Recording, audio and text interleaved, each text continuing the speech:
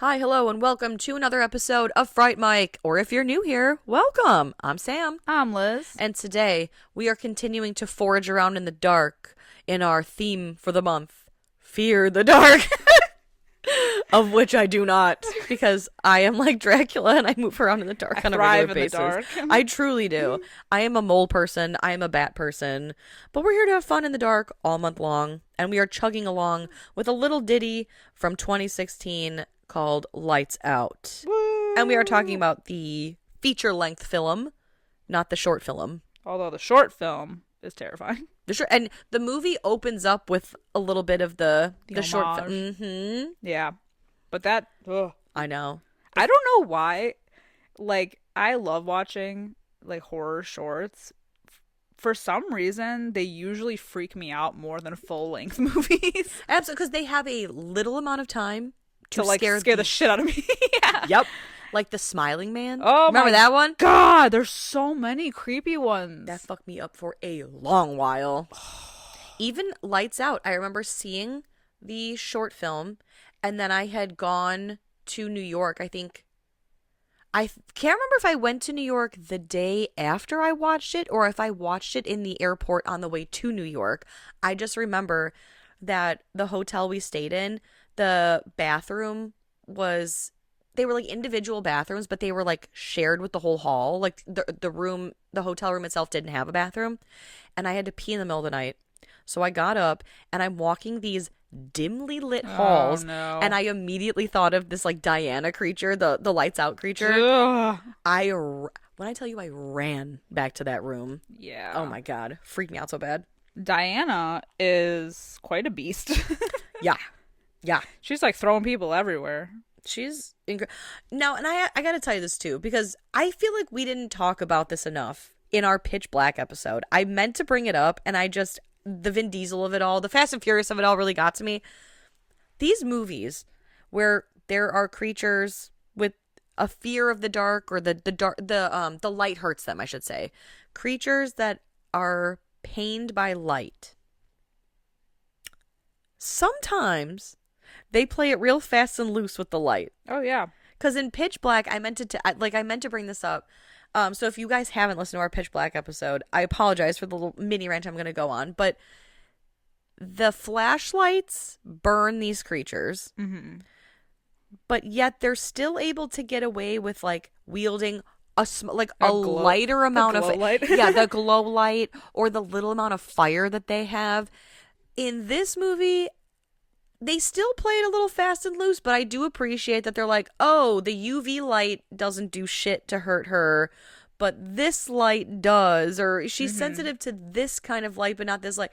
But it still is a little like, okay, all right, sure. Yeah, because the ghost girl has a skin condition and is sensitive to light, so you'd think that would be like sunlight, and that's it. Right. But no, just like any light. Yeah, she said, fuck a General Electric soft yellow bulb. Yeah. That shit hurts. LED. Yeah, but not that black light. Not a UV light. Yeah. Yeah, you know. Like, okay. All right. I do appreciate how efficient this movie is, though. Yeah. I mean, we just like get going real quick and we keep going. We clock in at a runtime of about an hour 21, I think. Perfect. Chef's kiss there. Yeah. Because they give you just enough backstory to care and get the general information, but they keep that shit right on. Yeah. I like that. Mm-hmm. And I think this ghost girl is very crafty. I mean, she's thought of everything. She's like rigging things. Yeah, I know. She puts a whole like neighborhood out of power. Yeah. And God bless. She's Kevin McAllister in this whole thing. The only thing I don't understand is like, why now? I don't know. Right? Like, was it always? I think it was always. But like, I think they mentioned that. I guess we'll get to it because Yeah. it's kind of like really jumping ahead to the end. Fair enough. Fair enough. Yeah. Oh, I almost forgot. Let's do the scores again. All First. right. Lights Out 2016 has a 6.3 out of 10 on IMDb. It has a 75% Whoa. on Rotten Tomato. Okay. The tomato ain't rotten. So I'm going to be honest. This was my first time watching this movie, which is insane. Yeah. Because I usually just kind of watch everything usually. I kind of just wrote this movie off. If I'm being honest, I did not think anything of it. Like I was like, oh yeah, it's gonna be like just another like cash grab off of a horror short that probably should have just stayed a short. And so I kind of like wrote it off and just like didn't really think about it until we were doing this theme. And I'm like, all right, well let's do it. But I'm surprised with how much I liked it. Good. I'm glad. Yeah. Yeah. So it ended well. I'm so glad to hear that. Yeah, I don't know why. I just kind of like, because it was like one of those where you're like, okay, this is not going to be. Yeah. Like, oh, brother, what am I getting It's going to into? be jump scare city and, just not really well made. But I was surprised at how much I actually did enjoy it. So Especially, too, with when you figure, how are they going to craft a whole storyline from this? Yeah. And they did a really good job. Yeah. I remember seeing this in the theater. My aunt and I went to go see this. And she makes me laugh because we still talk about this movie to this day. Because my aunt, she has dark hair, and it's naturally kind of curly frizzy when it air dries. And she would always crack me up because she's like, yeah, sometimes like in the middle of the night when I'm moving around, like, we'll go to the bathroom or whatever. She's like, I'll catch like my reflection, and it'll scare the shit out of me because I'll think like, oh my God, it's Diana. Nope, just me. Just me being creepy. No, I thought that it was gonna be like a copy, like the copy paste jump scare type movies. Yeah. I thought for sure it was gonna be like like the teen ones. I thought it was gonna be like that, but no, it was like it genuinely had creepy moments in it. I agree. And there are jump scares. I mean, don't get me wrong, there's plenty of them, but they're kind of like done really well. Just because there's always like that moment, like especially in the beginning, like the homage to the short, yeah, and it's like it like lasts a little bit too long, Yup. where you're like, oh, okay, oh God, that's happening. Well, and it's like, too, I remember even watching the short so the short film, it mimics like the beginning of this film. They kind of, like you said, pay homage to it. So at the start of this film, there's some sort of like factory. The mannequin factory, which I could never work at because that would be a jump scare in itself every day for me. So true. There's no way that I would survive a shift there. And I think the actor's name Billy Burke, right? The dad from, I know you haven't seen Twilight, but the dad from Twilight, and he was in that awful Red Riding Hood movie. Mm-hmm. Yuck. But he's on the phone, clearly dealing with some family issues, and his coworker, or I guess employee, depending on their relationship, maybe employee, Esther, she's like, I'm gonna go unless you need me, and he's like, oh no, get out of here. And so like the part that mimics the short film is she's getting ready to leave, she shuts the light off, and there's a creepy figure in the dark, and we see the silhouette, and she flicks the light on and it's gone. And like you said, the amount of times that she flicks the light on and off is too many times. It's too many times. If that... It's unsettling. Now, let me ask you, if that happened to you, if you flicked the light off, saw this figure, flicked it on, and it was gone, what would you do next? Would you... I'd be running. Thank you. I wouldn't be standing around to, like, try to figure that out. I wouldn't be flicking the light off again. I could tell you that much. Yeah, she does it, like, at least 6 times. Yep. And by the final time she does it, the creature has now moved closer. Yeah, I hate that. Awful. I hate that. Yeah, I do it once. There is just something innately creepy about something unnatural moving slowly towards you. Like, that's why It Follows gonna be so bad. Yeah. I don't know, man. Like, there's just something about it that is so, like, all the Slender Man stuff, creepy. The Slender Man thing too, it was creepy because for me it was the pictures where it was like, what's wrong with this picture, and he like blends into the back. Yeah. Yeah. I hate that. hidden in plain sight. It either slowly moving towards you or like moving unnaturally fast at you, which happens in this movie too. Like ugh. I know. I know. I don't like either of those things. And let me tell you, we never find out what happens to Esther. I hope she made it out all right. Because she goes to warn Billy Burke, who's the dad. I think his name is Paul. Yeah. Not like it matters. He's never brought up again. Yeah. Like, He's quickly killed in the beginning. Literally never brought up again. But she's like, Paul, there's someone here. And he's like, yeah, because he's on the phone. And he goes to leave. And he sees said creature. And it's like where he is in the factory. It's like kind of like what you'd imagine a warehouse to look like. Just like a long expanse of building. And there's the pools of light from the overhead lights. Yeah. And she appears like folded up. Yeah. Yuck. Yeah, all contorted. Yeah. And then he just, because people in horror movies don't know any better, he's like, hey. You gotta get out of here, man. Yeah. What are you doing? Who are you? You gotta get out of here. I don't know. And so he figures out that she's hiding in like the shadow. And so he runs into his office and slams the door. And the lights go out. Because this lady, she knows what she's doing. Yeah. Ain't her first rodeo. Yeah, he gets, I don't even know what you would call it, like, flung backwards. Yeah, he gets broked. Yeah. Killed. He gets killed. Mm-hmm. He gets his lights knocked out. Oh, God. Oh, God.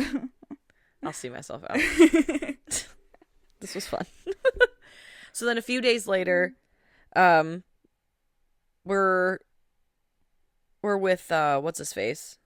I can't think of his name. Martin. Well, Martin. Yeah. And Rebecca. I was so lost, to be honest, on how much time had passed and the relationship between everybody. Like right away, I was like, "Who are you people?" And how much time has passed? Who are you between people? like because then they mention so it's Rebecca and Martin are like the siblings, but are they're step siblings, right? They're half. Okay, they're half siblings. Because they have the same mom, different dad. Okay, that's right. But like, I don't really know how much time has it really only been a couple of days since the dad died? I think so, because Okay. they make a couple allusions to it, just in like the dialogue when Martin is talking to, like I think when Martin is talking to his mom at one point, and she mentions the dad. I think she says something like, I'm still trying to process or something like that. And I think there's even like, it shows like a box of his like belongings maybe. Mm-hmm. So like, I took it as maybe it's like a week after the funeral or so. Maybe. Like not too far from the events. Yeah. Of the beginning. Okay. Yeah, no time is specified. Yeah. But sometime after this happens. Somewhat recently after the beginning. Yeah. Right. After the death. And Martin is laying in bed and he can hear his mom talking. And so when he goes to check on her, she's talking to seemingly herself in the dark. And it's so creepy because I remember this part too from like the trailer when she's like, "Oh, sorry, did we wake you?" And it's like, "We? What?" And that creepy hand comes out of nowhere. And Martin runs back to his room where the doorknob is jiggling. Yeah. Hell no. And then cut to like the next day, I guess. At him at school, and the he's like in the nurse's office, and they called like CPS basically, and because he hasn't been sleeping, he's been falling asleep in class, and he hasn't slept in like days, and so they're like, and they're trying to get a hold of the mom, but they can't get a hold of her, so they end up calling Rebecca, his half sister, played by Teresa Palmer, who is so beautiful. So beautiful. I love her. I've seen her in quite a few things. I feel like she's kind of like what's her face from It Follows, where everything Mike I've Monroe. seen, yeah, Mm-hmm. everything I've seen Teresa Palmer in, I like her in it, and I like the movie. Yeah. But she's got this guy who's like, he's my boyfriend, but he's not my boyfriend. Dude, I love this guy. And he's so hot. He's so hot, but more importantly, he is like so supportive of everything in this movie. There's not like one of those, like how every movie they're like, you're crazy, you're like whatever. They don't waste any time with that shit. He just believes her. Yep. Immediately. He's a good guy. That's what I'm saying. This movie's efficient. We don't need to worry about all that other shit of like, I don't believe you. It's like the kid. No one believes the kid. Right. She believes the kid. He believes them. We're good. We're moving on with our day. It's great. And I like it's great to see. I like that he feels like a realistic character. Like he makes smart moves and he believes the person that he loves. Yeah. What a fucking novel idea. What a supportive guy. She says, I know this is going to sound insane, but I'm going to need you to do this and not ask questions. And he says, okay. Sounds good. And he's so hot. It's ridiculous. Yeah. That helps too. Oh yeah. I looked him up. He hasn't been in anything else that I've seen. Oh. Yeah. Interesting. Nothing good. Yeah, I didn't really recognize him, but yeah, love it. Mm-hmm. Love a supportive boyfriend. I will steal him in a second. I got worried. I'm like, oh God, he gonna eat it? Thank God, Am no. I gonna kill him off in this movie? Thank God, no. It ain't that kind of film. I know. I got nervous for a second for our boy, especially towards the end. Yeah, really, really nervous at the end. So yeah, she picks him up from school, and she's like, "What's going on, man? What's going on, buddy?" And he's like, "Oh, nothing." And she goes to take him back home, and she sees kind of like the state of the house and the state of their mom, and she's clearly not taking her meds, even though she says she is.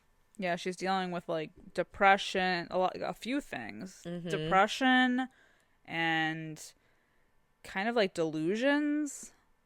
Yeah, almost like I don't think they call it like schizophrenia, but no, but just a lot of dark shit is happening. And she's supposed to be on medication, but is off that. So she's almost, well, I think Rebecca says like, "Oh, you're being manic again." So, so she's dealing with that. But now, because she's acting like so, like weird, Rebecca's like, I don't know that I want to leave Martin with you. But it's like, it's also sad though, because the mom is like, like devastated. Like, you can't take him away from me. But she's like, I don't. But they have like a strained relationship too. Like Rebecca and the mom. Because I think they mentioned that Rebecca like just left. Yeah. And it was something to do, like, Rebecca's dad left. And so I don't know if it had something to do with, like, her harboring resentment or whatever. It's not really... There's a lot of trauma happening here. Yeah. Like, the thing I appreciate about this movie is that they allow you to know that there is trauma without diving unnecessarily into, like, a backstory that's not needed. Yeah. You just know, hey, it's a strained relationship. The dad left. Shit hasn't been right since. We're all good. Yeah. The dad left and then the other husband died. So this woman is like going through it. She's twice widowed. Yeah. And so now, so Rebecca's like, I'm taking Martin, he's staying with me, like we'll figure something out. Yeah. And later that night, she's like, oh, get some sleep, like it's all gonna be okay. And in the middle of the night, and mind you, so right outside of Rebecca's room, it's like one of those like business, like the signs. Yeah, that kind of like flashes, and it's a red light. It's very Last Night in Soho. And so in the middle of the night, she wakes up to a scratching noise, and she looks up, and her bedside light won't turn on, and she's like, Martin, what are you doing down there? And the neon sign flashes, and she's gone. And then she comes back. Like, it's like so creepy. It's so creepy. It's creepy because of the way that this entity is always like positioned. She's like folded over. Yeah, she's kind of got the like the knees pointed in, MySpace pic style. Yeah. And she's a little hunched, and her fingers are a little too claw-like. And it's the long dark hair, man. And it looks like real, like, straggly almost. Yeah. So Yeah, she's making like scratch marks. So she just straight up like goes after Rebecca, and Rebecca is able to get the lights turned on and like seemingly all is well, and she finds Martin sleeping in the bathtub Yeah. with a little flashlight. This poor kid, man. I know. The trauma. Traumatized. Everybody's traumatized.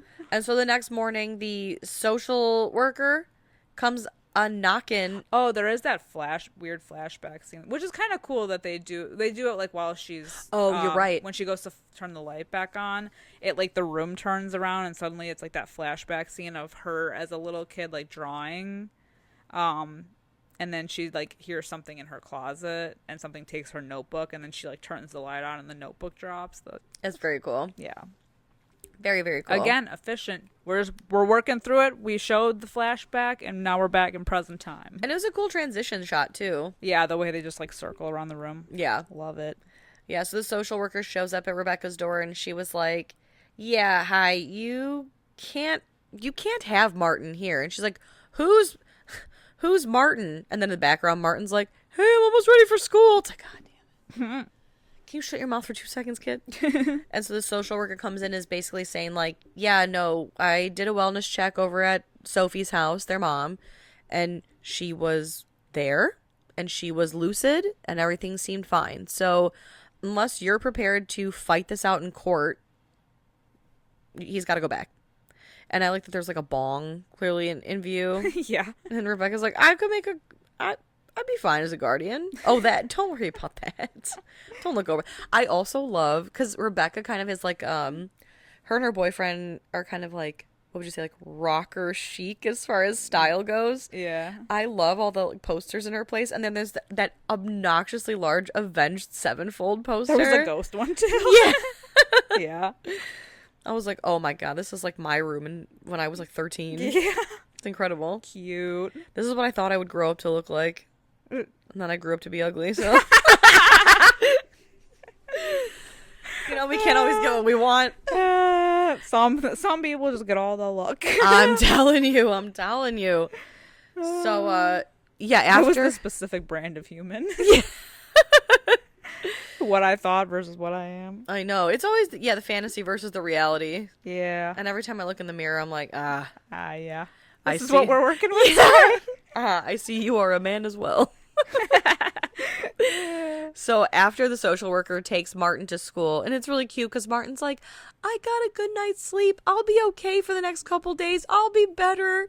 That's when Rebecca finds Diana scratched into her hardwood floor. And I would be so pissed off because Rebecca's like, wait, Diana. I haven't heard that name in years. That's scary. Me, on the other hand, I'd be like, Diana, who's going to get I can't get my deposit back on this fucking place now. Are you serious? You throw a rug over it and you don't tell anybody. Yeah, right? Oh, I'd be so pissed. Never I said, listen, again. Diana, you're going to have to contribute around here if you want to start making this place your home. Yeah. You're going to have to start paying some bills. So Rebecca goes back to the mom's house and she's not home, but her and the boyfriend like break in a bit, basically. Yeah. And she like knows to go into like the office and she starts like kind of looking for like through the boxes of like the files of like her mom, because I guess her mom when she was younger did like a brief stint in like a mental institution where she befriended a girl named Diana. They have the creepiest picture of the two of them. Yeah. Like hanging up or whatever. It's very Wednesday, the show. Yeah. You know? Yeah, because her mom is like blonde and like cutesy or whatever. She's in like a pink dress with a white umbrella. And then you got Diana looking like Samara. Yeah, truly. Not even like looking at the camera, like looking down with her hair in her face. She's got like Real weird. she has like a dark smudge on the picture. Yeah, it's so weird. I also do I love and hate this about this movie. I hate that it's basically like an info dump where like they just conveniently have like the photo laying around and the box with a tape recorder pressed right at the right time to listen and the box containing all of the information they're looking for. I said, this is bad writing. Yeah. I also love it because this movie's an hour and 20 minutes, and it gives me everything I need to get this shit moving. So I said, this is great writing. That's the thing. It's a love-hate thing, because I do love that it's concise and like great. Love that for everyone. But it is very info dumpy in like the most painfully obvious way. Yeah. I mean, and there's so many movies that waste so much time with that, that it's like, and it's too much. So this is like, it's on that line, you know? And let me tell you all the ways that I love to hate a tape recorder info dump where they're like, a tape recorder. And it's like, what they're hearing is almost like, why would anyone have recorded this for any reason at all? I mean, I guess they're in like a hospital, but like, I don't know. It just is so silly. And like the fact that she hits play and it's right at the perfect moment where they're like, yes, Diana, tell us why you are obsessed with Sophie, this young blonde woman. The light hurts you? Oh, that is unfortunate. Yeah, well, they mention that Diana has like a skin disorder, so she can't go out in like direct sunlight. Like light will like burn her. Yeah. Whatever. So they do like this experiment on her, and it goes wrong. And so this is like so wild. And this reminded me so much of like fucking Looney Tunes. Literally, they go back to like pictures from the experiment gone bad, and it looks like she was like fried in a chair. Like they just show like a body outline. It's literally just char. Yeah, like charred. Like it's like a Looney Tune commercial. It's true. Like when like the bomb goes off. Yes, I just was gonna say that. Yes. And you just see like the outline. Yup. Dude, what the fuck was that? I know. And like where'd her body go? well, and like the hospital didn't get in trouble for this, or yeah, what's up? Yeah, they said, "Oh, we're just frying kids over here. It's no big deal." It's like so animated and weird. I know, it's so wild. And yeah, so we come to find out a little bit later that a few days after that photo was taken, Diana actually died, succumbed to her injuries. And so the injuries of her body just being zapped, burnt to a fucking crisp. Mm-hmm. And so they're fighting a demon or a ghost or something. But anyway, back to Becca grabbing this box. The her boyfriend Brett, the hot guy, he's like, "Hey, your mom's here, so we should get out of here." And I just love that. Oh no! So before this, so she gets grabbed. Yes, they get. She gets grabbed a couple times though. Yeah, because they. Oh yeah, still in the house, right? Mm-hmm. This I could not justify in this movie. This is one of those things where like the light works when it wants to work, kind of thing. She's in her brother's room, right? Mm-hmm. Rooting around, and they are, mind you. They are rooting around in this house in the middle of the day. Yep. It is maybe 2 p.m. The sun is out. Mm-hmm. It is nary a cloud in the sky. The door slams, locking Rebecca in the room. She's flipping the switch on and off. It's not working. And then you hear like the, creature noise or whatever of Diana, who grabs her and lifts her off the floor. Why would you not think to open the blinds? Because she does not get grabbed right away. Yeah, like the curtains. Yeah. Why are the curtains even closed? That's what I'm saying. Like, that was so stupid. Because the door, and instead of like thinking, being like, oh, I should open the curtains, because she saw the night before the flashing light, the trick of the light, I'd be flinging those curtains open. Why is the power always going out? Well, like, I understand at the end why it's out, because, Kevin McAllister. Right, of course. She's home aloneing this shit. But, like, why is it, like, just randomly out during the day? Right. Weird. Because Diana's just pulling the strings. She's got them demon strings and everything. She's locking doors. Yeah. She's a crafty little vixen. Yeah. Yeah, so Brett, the savior, comes to get her. And then I think Martin is waiting for Rebecca because he ends up back at her house after like an awkward movie night. Because we see, Yeah, they go back home. Yeah, well, they go back home, and it looks like all is well between Martin and the mom. And it's like she makes one comment right before they're about to walk in the house because she's like, we should have like one-on-one time. Let's start over. Let's get close to each other again because I know like we've been through a lot of shit basically. And she goes, we should have a movie night. What does she even say? What's the comment? She's like, we should have a movie night. He said, yeah, she said, we should have a movie night. It'll be just the three of us. Yeah, the three of us. Okay, that's right. Mm-hmm. And he's like, how about the two of us? But it's like the look on his face when he's like, he realizes like she's not better. Yeah. And so she still believes that there is like a third person. And then they're watching the movie and like the lights are on and the mom is like, I'll be right back. And then just like turns all the lights off and the kid is like freaking out. That is so horrifying. It is. And like while she's trying to like talk to him and being like, oh, it's all good. It's I gotta tell you the story of like how it all happened, like what went down with her. You can see Diana like in the background getting closer until she's like right fucking behind him. It's, oh my God. Gah. I hate it. I hate it so much. I hate it the way that I hate the series of photos in Insidious, which is crazy that we haven't done that on this podcast yet. I know. We're gonna get to it this year. I feel it in my bones. Feel it in my balls. I feel it in my loins. But yeah, that series of photos where Barbara Hershey's talking about like she would get closer and closer, and each photo is just like this literally ghoul in the background. Yeah, it was like, oh, I did not sleep for no. 3 nights after that. I was Hell like, no. Fuck that. Yeah. So this same energy, and Martin freaks out so bad that he as like a 10-year-old child. I mean, how old is he? He's what, 11? Yeah, something. Makes his way all the way to his sister's house. Yeah. And he's like, I'm not fucking doing that.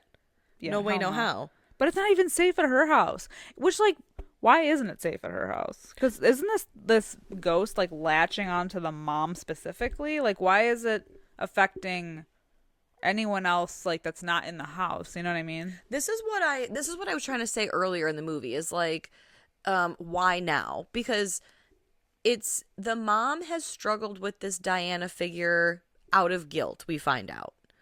And she like never wants to leave her because even on that tape recorder, the doctor's like, why did you attack Sophie? And Diana was like, because she was getting better and I don't want her to leave me. And so it's this whole thing, this guilt of having left her once and not wanting to do it again, but taking the meds makes Diana go away because she's a ghost, but she somehow is a real entity. She's in her mind, but she's enough of a ghost to move things physically in the real.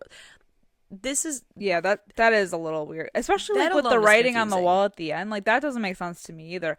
But it's like they do mention that it latches onto her. And it got in her head when she was like in the when they were in the mental institution, and it feeds off of her the most when she's like depressed. Yes. So like her not taking the meds like really crippled her in that way as well, because now this Diana thing is like fully just manipulating the mom. Yeah.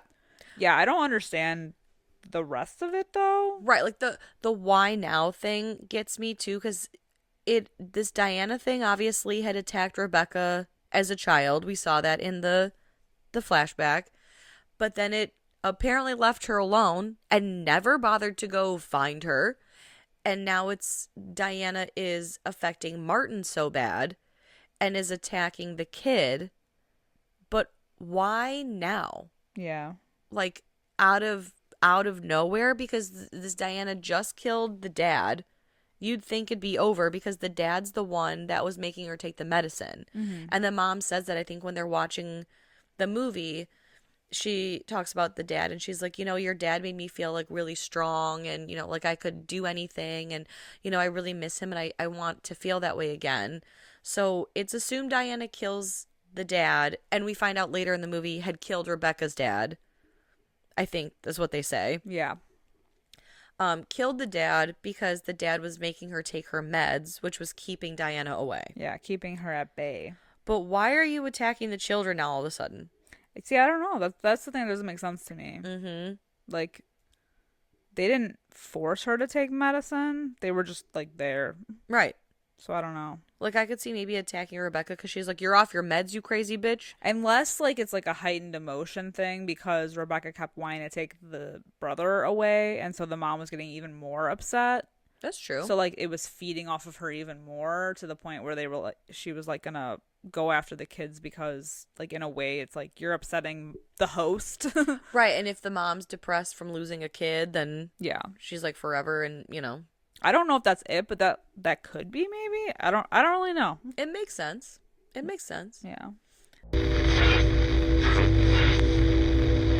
Enjoy the podcast, like what you hear, and you want to hear more? Well, you're in luck. We have a Patreon. That's right. If you don't know, we talk about new movies on our Patreon. We do monthly rewinds so that way you can find out what we are watching between our main episodes. Sometimes we craft spooky cocktails to match our theme of the month and watch parties galore. So much fun over there.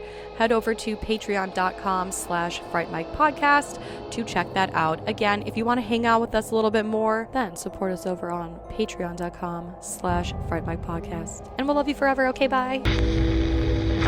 Martin goes back to Rebecca's house again. He like walked his ass down there. Sure did. Because, like you said, he was like, hell no to this. And here is basically where the movie gets going. Well, I shouldn't say gets going. I like that they jump into where Martin's like, there's a spooky lady named Diana that lives with us. And Rebecca's like, I believe you. I believe you. And we're going to go confront your mom right now about it. And she says, like, doesn't she tell him that this, like, happened before when she was younger? Mm-hmm. Okay. Yeah. So it's, like, resurfacing. Yeah. And I don't know why. They never explain it. Who cares? Yeah. But I appreciate I believe you. I understand you. I see you. Let's go. Let's do this. And so it's Rebecca, Martin, and then her boyfriend, Brett. They all go. And they have a mom intervention. And they confront her and they say, who's Diana? And also, we know she's dead. So why are you talking to a dead lady? That's crazy. Well, and it's even creepier, too, because she doesn't believe that Diana is even dead. Yeah. Yeah, she says something about it.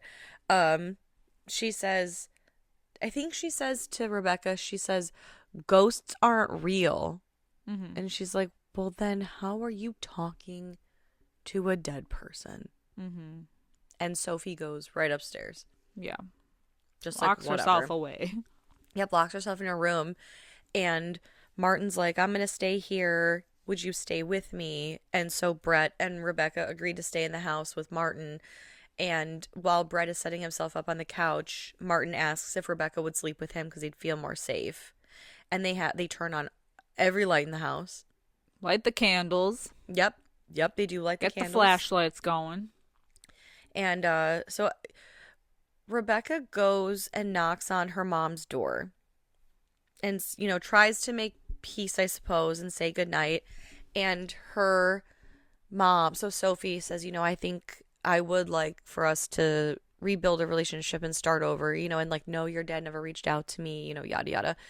And she gives Rebecca a hug goodnight and slips her a note in her hand that says, I need help. And it's so sad. Because, it works on multiple levels if you think about it, in that, like, this Diana creature is tormenting her, so she needs help, but also she's mentally unwell. Yeah. She needs help. Yeah. And so Rebecca, she goes and checks the meds in the bathroom and realizes that her mom's meds aren't in there, so they must be in her bedroom or whatever. But she just is basically like, let's just go to bed. We'll figure it out tomorrow. And they wake up in the middle of the night and all of the lights are off. Total because power outage. Diana, the crafty bitch that she is, cuts the power. She works for ComEd. Yeah. And she's just cutting the power, blowing out the lights or the candles. Yeah. And Rebecca goes downstairs to find that the couch is empty, and we see Brett is outside. This is when I was getting nervous. Right. My man Brett. Not my man Brett. he's doing his little Scooby-Doo investigation, figuring out, okay, it's not just our house, it's the entire, like, it seems like neighborhood. Also, let's talk about the house really quick. Why is this the biggest house I've ever seen in my life? I was thinking that too. Like right when they walked in, I'm like, this place is enormous. It looks like a combination of the Insidious house, the Witchboard house. Hell yeah. It's like an amalgamation of just the biggest, creepiest houses you can think of. Yeah, the front has like a bridge attached to it. For real. With arches. It's cool. It's cool. And so Rebecca's actually right when they walked in the first time, and they showed that staircase, it reminded me of the house from Ouija Origin of Evil a little bit. I wonder if that's the same one. I could see that. This is to be interesting. It looks like the exact same almost. Yeah. Yeah, that's interesting. We'd have to look that up. I don't know. Very interesting. Who knows? Yeah. Yeah, so he's outside and she goes... She takes a candle down into the basement with a flashlight that has like a crank. So, you gotta like crank it up to get the light to go. And when Martin wakes up and he realizes that Rebecca's not there, he freaks out and he runs into her in the basement. After Diana confronts him and attacks him. And the mom is having a freak out because she's yelling at Diana saying that, the kids are off limits, and she's told her many times not to touch her kids. And she says to Diana, you know what, that's it. I'm going to do something I should have done a long time ago. You're not going to hurt my children. And, there is no you without me. And she goes to take her medicine, assumingly to get rid of her, and Diana knocks her ass out. Yeah. And then traps the kids in the basement. Yeah, they realize it's all a trap. So they're stuck in the basement. But why? You know what I mean? Like, what is she going to do with them? What's the trap? But just do it.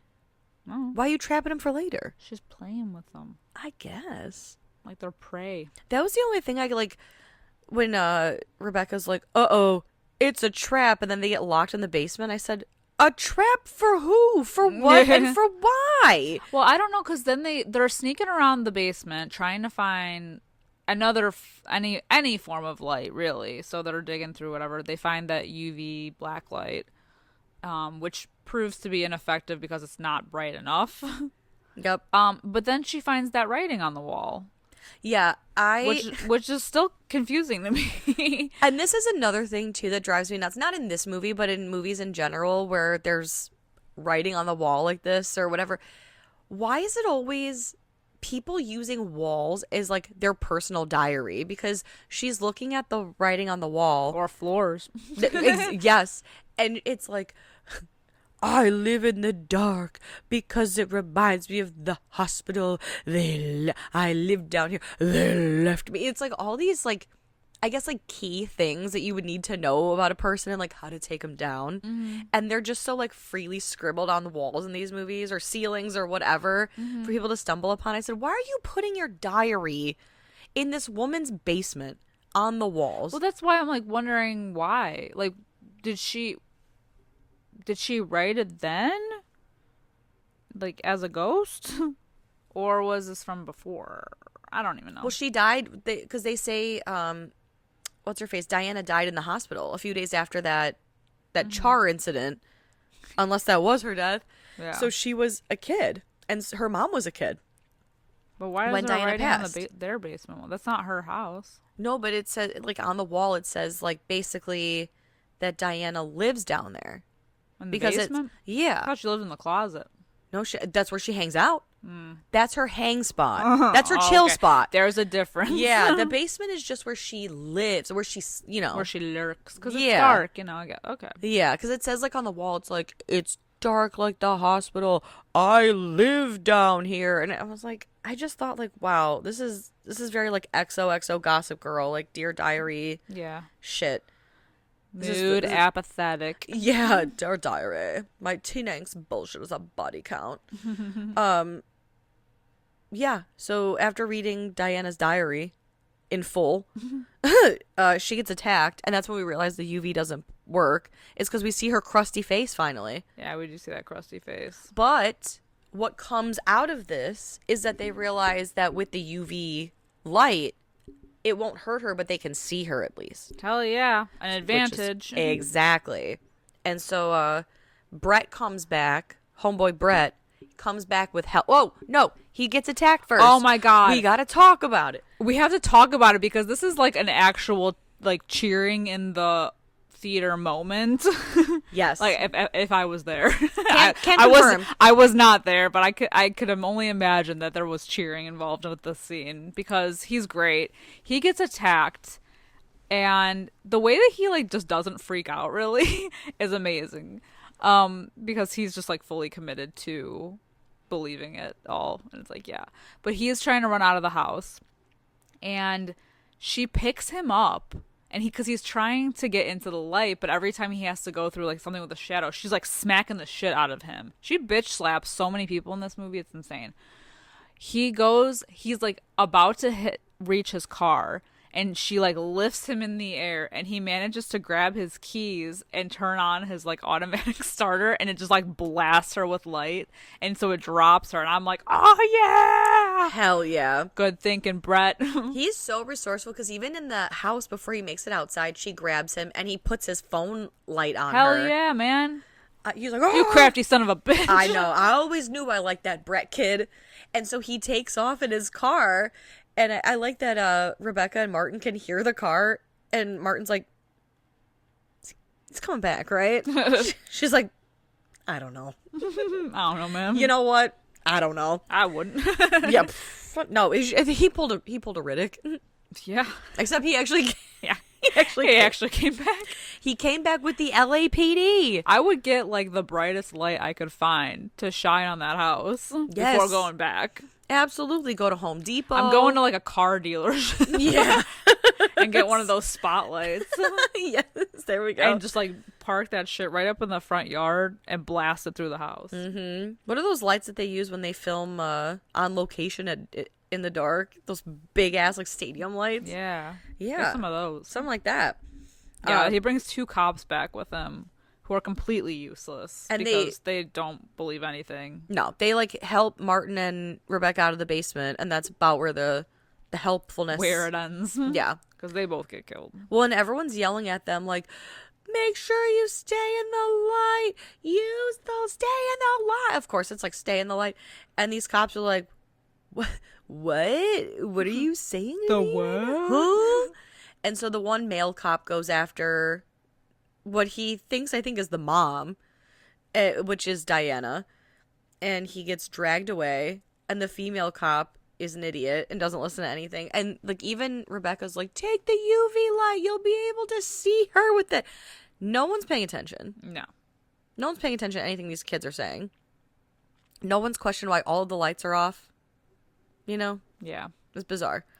And so the cops really are of no concern. No, they die immediately. Yeah. And Brett manages to get Martin out of the house.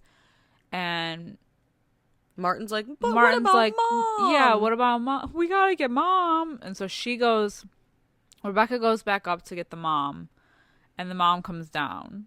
And in like a final moment of trying to save everybody, ends up because she wants to end Diana. She's like, we gotta put a stop to this, and the only way to end Diana is to end me. There is no you without me. And so she takes the gun and shoots herself in the head. Yeah, it's pretty depressing. Yeah. A little grim. Yeah. But alas, Diana is gone. Mm-hmm. And they make it out okay. Yeah. They make it out alive. I won't say they're okay. Yeah, I don't think anyone's okay. No. A lot of trauma being shared. Trauma bonding. Yeah. But hey, they're all together. And the movie ends. And so it's a depression ghost. Yeah. Yeah. It's kind of like Pulse. Mm-hmm. Right? Yeah. Where they just fade into a stain. Depression ghost. Mm-hmm. Mm-hmm. Yeah. We'll double feature this bad boy with Pulse. Oh, shit. Oh, Jesus. That's a depressing double feature. Yeah. Albeit a good one. Yeah. Yeah.